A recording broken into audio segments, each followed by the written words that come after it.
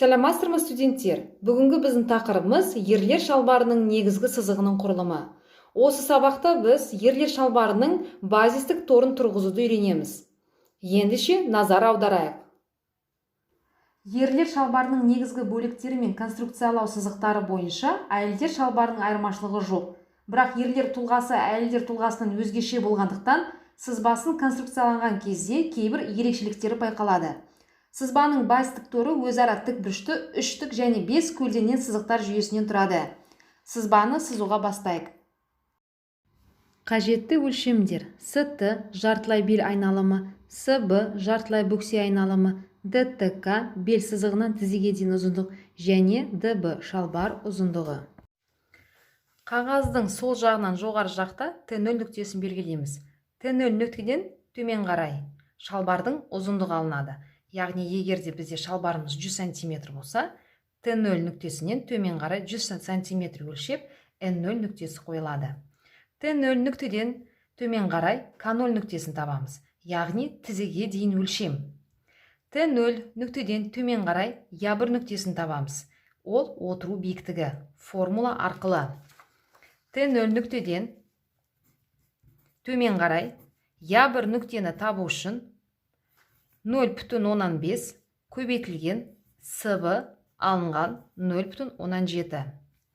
Яғни 0,5 көбейтілген бөксенің жартысын 51,6 қылып алып отырмын.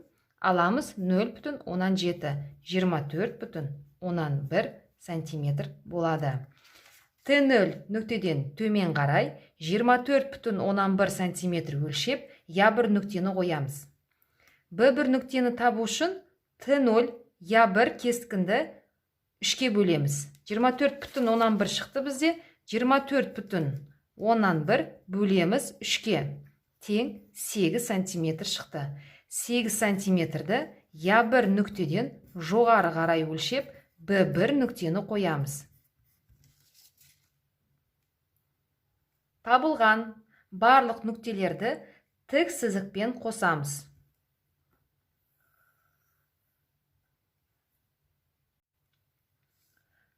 Б1, Б2 нүктелерді табу үшін, ол біздің шалбардың ені болып келеді. Формула арқылы. Яғни 0,15 көбейтілген жақшаның ішінде СБ қосу ПБ. ПБ қосымша екенін білеміз.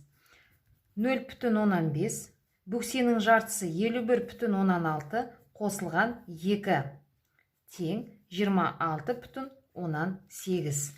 Яғни Б1 нүктеден Б2 нүктеге дейін 26,8 кескінді сызамыз. Б2 нүкте қойылады. Б2 нүктеден жоғары және төмен қарай тік сызықпен сызамыз. Табылған нүктені жоғары жақта Т2, төмен жақта Я2 нүктелерді белгілеп шығамыз. Т0-ден 10-ға қарай Т2-ні қосамыз. Және де Я1-ден 10-ға қарай Я2 нүктені қосамыз. Б2, Б21 шалбардың алдыңғы бөлігінің кеңейтілуі 0,5 см. 0,5 см өлшеп, Б21 нүктені қоямыз. Я2, Я3 формула арқылы 0,1 көбейтеміз. Жақшаның ішінде СБ қосу ПБ тең 0,1 көбейтілген 51,6 қосылған 2 тең 5,4. Я2 нүктеден Я3-ке дейін 5,4 см өлшеніп, Я3 нүктесін қоямыз.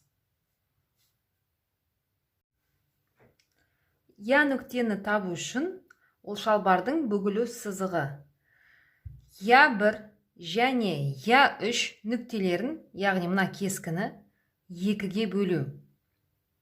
Я нүктесі табылады. Я нүктені жоғары және төмен қарай тік сызықпен сызу.